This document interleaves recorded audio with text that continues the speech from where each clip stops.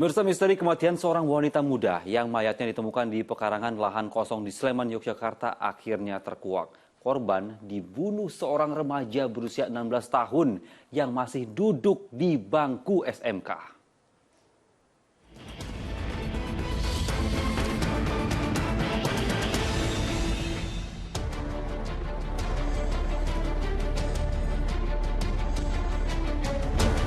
Garis polisi membentangi sebuah lahan kosong di Kecamatan Ngemplak, Sleman, Yogyakarta setelah ditemukannya sesosok jasad wanita muda.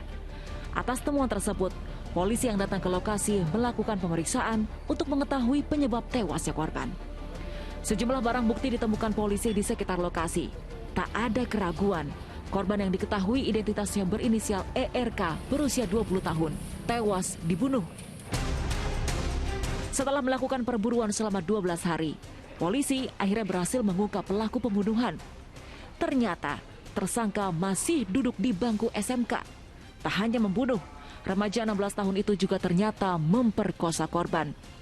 Tersangka berinisial WFM itu diciduk di asrama tempatnya bersekolah tanpa perlawanan. Berdasarkan pengakuan tersangka, peristiwa itu terjadi saat ia melihat korban jalan seorang diri di malam hari. Tersangka pun menghampiri korban, lalu memalak atau meminta paksa sejumlah uang.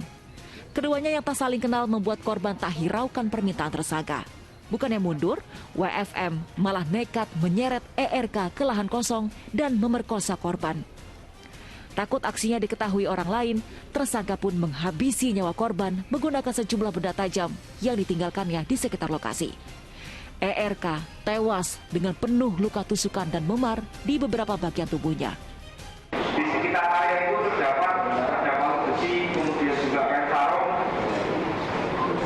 dan beberapa benda lain yang juga menjadi alat dasar. Setelah kita identifikasi, korbannya adalah seorang perempuan dengan inisial ERK usia 20 tahun.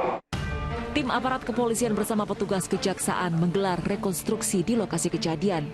Dari reka ulang ini, pelaku memerankan sebanyak 23 adegan, mulai dari pertama kali bertemu korban hingga meninggalkan korban dalam kondisi tewas. Terkuak fakta baru, tersangka yang kerap melakukan pemalakan di lokasi sekitar ternyata mengancam korban dengan senjata tajam yang sudah dipersiapkannya.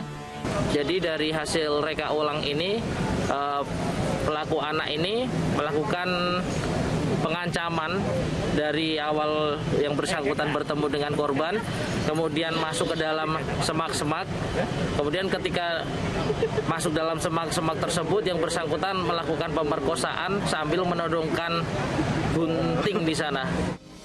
Nekat berbuat keji hingga menghilangkan nyawa orang lain harus diiringi dengan hukuman yang setimpal.